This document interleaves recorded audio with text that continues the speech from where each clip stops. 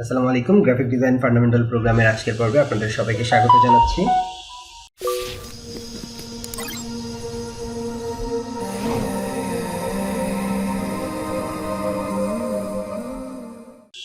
আজকের পর্বে আমরা দেখব যে Adobe Illustrator এর টাইপ টুল নিয়ে কিভাবে কাজ করতে হয়। সো আমরা দেখতে পাচ্ছি এখানে টাইপ টুলের একটা অপশন আছে। সো আমি যদি জাস্ট এখানে মাউসে রাইট ক্লিক করি তাহলে type tool, area type tool, type on path tool, তারপরে vertical type tool, vertical area type tool, vertical type on path tool এবং টাচ টাইপ টুল। এখানে অনেকগুলো অপশন আছে যেগুলো কিন্তু অ্যাডোবি ফটোশপে ছিল না। অ্যাডোবি ফটোশপে টাইপ টুল ছিল হরিজন্টালি একটা, ভার্টিক্যালি একটা, আর মাস্ক টুল ছিল হরিজন্টাল এবং ভার্টিক্যালি দুইটা। সো এখানে অনেকগুলো অপশন আছে, তার মানে আমরা অ্যাডোবি ইলাস্ট্রেটরে কিন্তু টাইপ টুল দিয়ে অনেক কিছু করতে পারি। সো আমরা শুরু করি, জাস্ট টাইপ টুলে ক্লিক করে আমরা যদি এখানে একটা ক্লিক করি তাহলে দেখেন লরেম ইপসামের একটা ডামি টেক্সট বা একটা ডিফল্ট একটা টেক্সট এটা দেখাচ্ছে আমাদের দুটো ওয়ার্ডের। আচ্ছা, তো এখন আমরা যদি এটাকে যেভাবে আমরা অ্যাডোবি ফটোশপে মডিফাই করছি, যেভাবে আমরা ফন্ট ফ্যামিলি, যেমন এখান থেকে আমরা যদি একটা ফন্ট ফ্যামিলি চুজ করতে চাই, এক্সাম্পল আমি ফন্ট ফ্যামিলিটা এখান থেকে চুজ করতে পারি। এটা হচ্ছে রেগুলার হবে না, কোন যদি স্টাইল থাকে অ্যাভেলেবেল সেটা আমরা করতে পারি। এরপরে আমরা এখান থেকে ফন্টের সাইজ চেঞ্জ করতে পারি। এটা আমি যদি এখানে 50 দেই, 50 পয়েন্ট, তাহলে এটা আমরা দেখতে পাচ্ছি যে আমাদের ফন্টটা হচ্ছে বড় হয়ে গেল। তারপর প্যারাগ্রাফটা কী হবে, কোথা থেকে শুরু হবে, রাইট থেকে লেফটে নাকি হচ্ছে মিডিল থেকে। সো এখানে যেহেতু একটাই মাত্র লাইন এবং ওয়ার্ড মাত্র দুইটা, সো এখান থেকে আমরা এই ডিফারেন্সটা বুঝতে পারবো না। বাট এটা কিন্তু আমরা অলরেডি অ্যাডোবি ফটোশপে দেখে আসছি যে লেফট যদি আমরা দিই, অ্যালাইন লেফট যদি দিই তাহলে শুরু হবে কোথা থেকে, লেফট থেকে।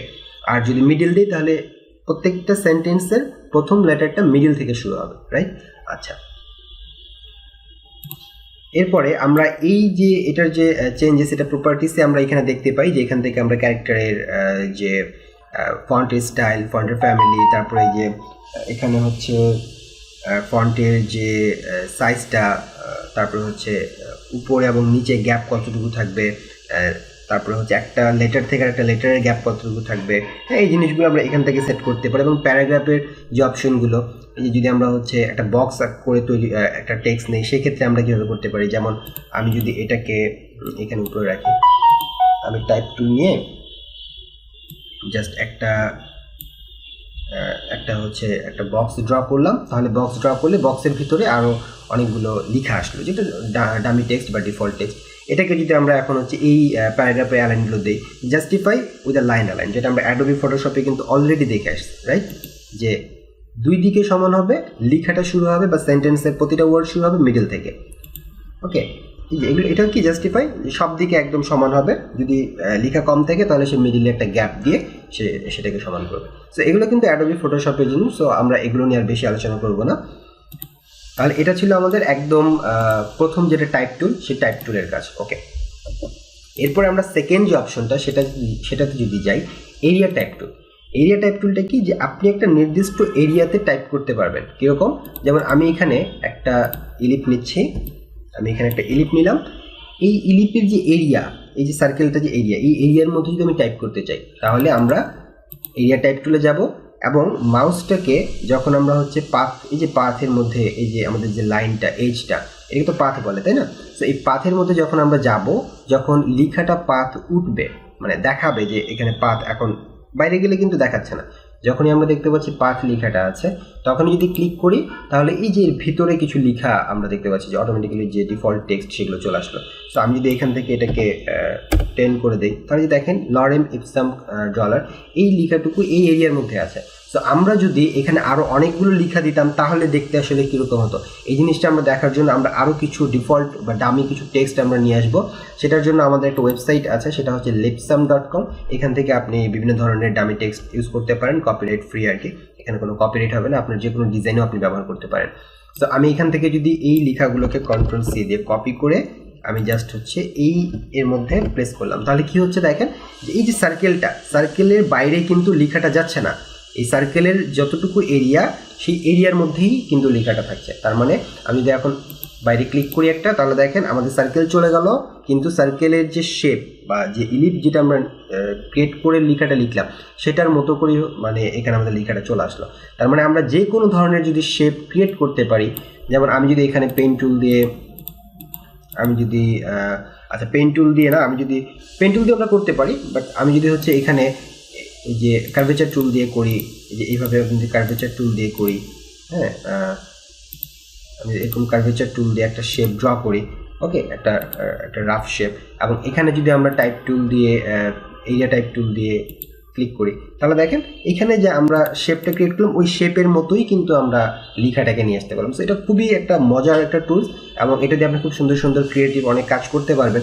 আপনি বিভিন্ন জায়গায় লেখাকে একটা শেপ তৈরি করে ওইখানে এত সুন্দর করে লেখাটাকে আপনি দিতে পারবেন যে ওটাই আপনার একটা ডিজাইনের পার্ট হয়ে যাবে।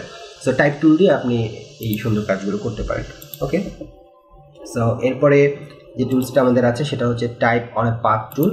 এটার কাজ কি? এটা খুব সিম্পল একটা কাজ, যে আপনি একটা সার্কেল ক্রিয়েট করলেন, এবং এটাতে যদি আপনি করতে চান যে পাথের উপর দিয়ে করতে চান, মানে টাইপ অন এ পাথ মানে কি পাথের উপর দিয়ে আপনি টাইপ করতে চাচ্ছেন, তাহলে জাস্ট এই যে সেম আপনি একটা সার্কেল তৈরি করলেন, বা যে কোনোটা শেপ আপনি নিতে পারেন। যখন আপনি এজে যাওয়ার পরে পাথ লেখাটা উঠবে, আপনি ক্লিক করেন, তাহলে দেখেন যে পাথের উপর দিয়ে লেখাটা আসলো।